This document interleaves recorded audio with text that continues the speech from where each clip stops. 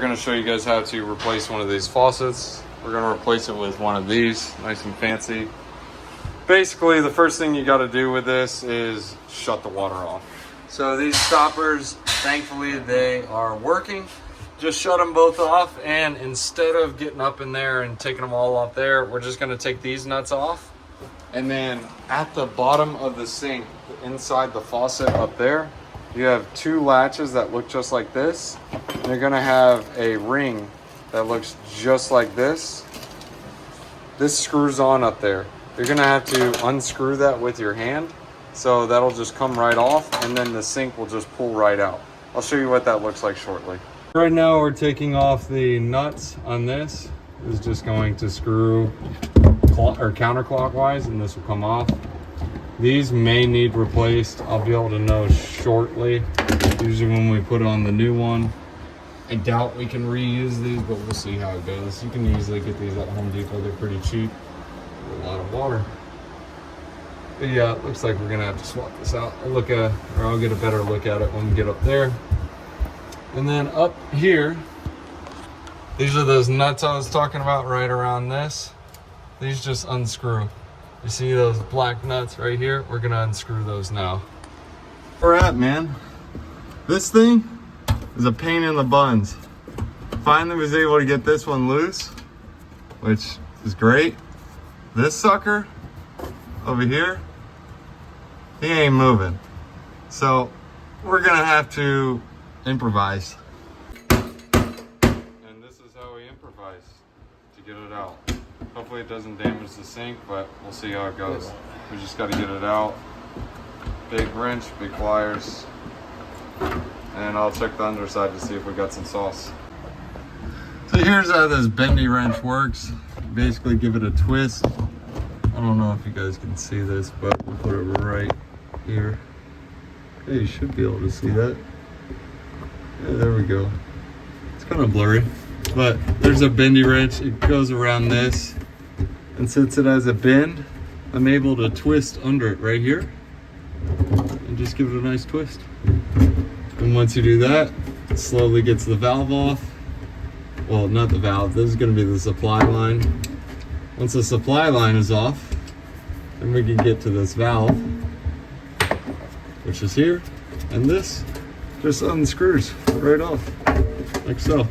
And then once we get both sides off, then our valve comes off. But like I said, the one that's over there, the thing's driving me nuts. It's not coming off. So we were just improvising earlier. And this one was a pain to get off too. But that's what holds it in. And then this one, I'll try to monkey wrench it, see if this helps. But it ain't coming off, man.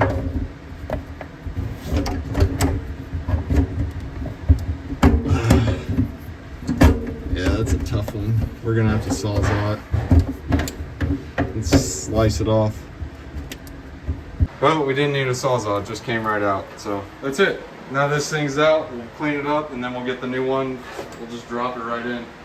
That's what's the easy part, is dropping it in. The hard part is getting the old one out. So clean that up and get her in. Now this faucet literally just drops in. This piece, pop it in right here. And we got our sprayer. We're gonna attach this piece. It goes up in here, I believe this one does. Yeah, just snaps right in. And obviously slide that straight down the chute. Probably should put it in the other way, whatever. And we're gonna go up under there and get all the nuts on this. So I'll show you what that looks like down low. All right, here is the underside. I'm gonna assume you guys are able to see this, but someone's up top holding it, and we're simply just gonna screw these in. These go in first, and then we'll get the supply lines in. This piece is the quote-unquote unique one. This is gonna go on this. So we're gonna feed through this line. This is gonna tighten this nut up over here. Dude's holding it up over there so I can tighten it in. Now we're in, both sides on, actually all three. We hooked up the hose. And lastly, all we need to do is, well, hook up the supply lines. And that should be pretty easy and self-explanatory. I got these supply lines up. I'm gonna show you guys how to hand tighten these. Well, not hand tighten, but use a crescent wrench to tighten these. Try to get this position so you guys can see. With this crescent wrench, when you go a certain direction, it will either tighten or loosen. So right now, this direction of the wrench is set to loosen.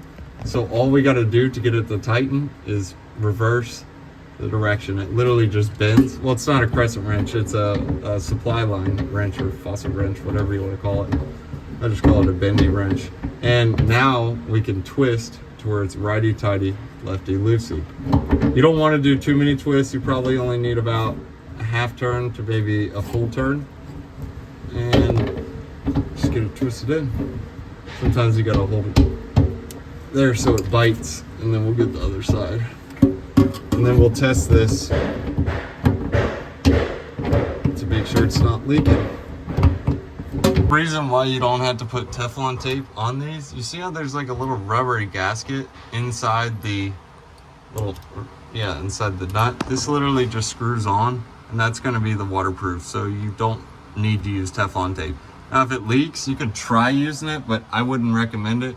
I would just recommend getting a new faucet line like this. I had to get a new one. This one still works, but I mean, it's best to just replace them. I'm just being cheap, and I don't have another one. So we're just gonna go ahead and put this one on. Sometimes you can hand tighten these, but I like to quarter turn with a wrench to make sure it's good and solid. Always, also don't over tighten them, because if you over tighten them, then you'll strip that rubber packing that's in there. That rubber packing is, that waterproof is mainly what you're using. So we'll tighten this, and then we'll flip this on, make sure it's not leaking. Of course, we got shark bite. So give me a second, let me put this down. There we go. She's on, other side's on. No leaks here.